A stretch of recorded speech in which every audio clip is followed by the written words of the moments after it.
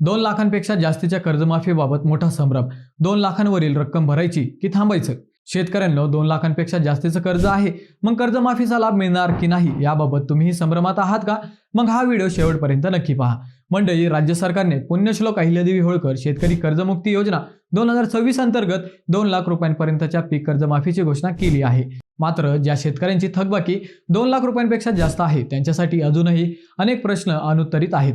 नियमांनुसार 2 लाखांवरील अतिरिक्त रक्कम शेतकऱ्यांनी स्वतः भरल्यानंतरच कर्जमाफीचा लाभ मिळणार आहे.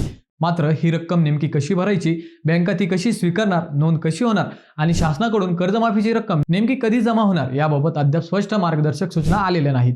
अहिल्यानगर जिल्हा मध्यवर्ती सहकारी बँकेने सुमारे 1,92,000 पात्र शेतकऱ्यांची माहिती शासनाच्या पोर्टलवर अपलोड केली आहे. तर ही बँका आणि शेतकरी दोघेही पुढील सूचनांच्या प्रतीक्षेत आहेत. तज्ज्ञांच्या मते अधिकृत मार्गदर्शक सूचना येईपर्यंत कोणताही आर्थिक निर्णय घाईत घेऊ नका. शासन आणि संबंधित बँकेकडून मिळणाऱ्या अधिकृत माहितीनुसारच पुढील प्रक्रिया करा.